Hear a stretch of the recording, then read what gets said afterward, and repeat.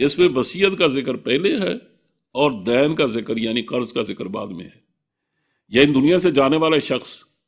جو وصیت کر جاتا ہے کہ اور وہ ظاہر 1/3 میں وصیت کر سکتا ہے، تو 1/3 میں جو وصیت کر جائے گا تو اب ظاہر اس پر عمل ہونا چاہیے.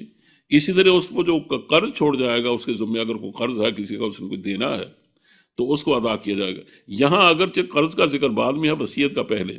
لیکن عملی طور پر جو نبی کریم صلی اللہ علیہ وسلم کی سنت سے جو بات ثابت ہے اور حضور نے اس بات کی تاکید فرمائی ہے اور اس کی وصیت میں تقریباً سارے مفسرین نے لکھا بھی ہے، وہ یہ ہے کہ سب سے پہلے قرض کی ادائیگی کی جائے گی. لیکن اور اگر فرض کریں کہ قرض ہی سے ساری میراث ختم ہو جاتی ہے تو تمام وارث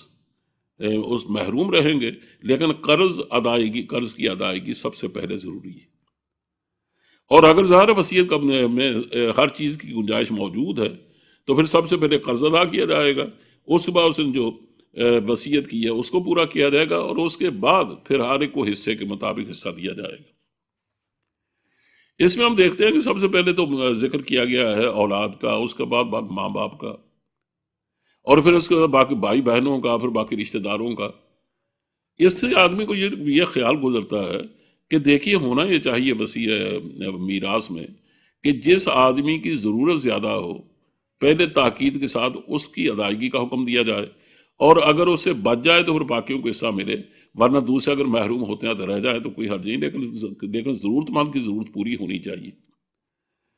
قرآن کریم نے اس کی طرف اشارہ کرتے ہوئے فرمایا کہ دیکھو اللہ کا قانون اس بنیاد پر نہیں ہے کہ ضرورت کس کی زیادہ اور کس کی کم ہے، بلکہ اس کی بنیاد یہ ہے کہ مرنے والے کے قریب کون ہے اور دور کون ہے.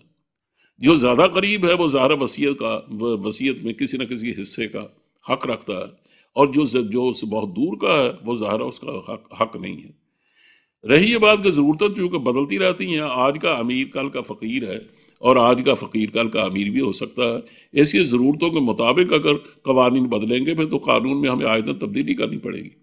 اور یہ ایک مستقل قانون ہے وصیت کا، میراث کا، جو اللہ تعالیٰ نے یہاں دیا، اور اس لیے اس کو فرض قرار دیا اور کہا گیا کہ یہ اللہ کے علم کا ایک نتیجہ ہے. تم اگر اس میں اپنی مرضی کرنے کی کوشش کرو گے تو تم گویا اللہ کے علم سے اور اس کی حکمت سے محروم رہ جاؤ گے.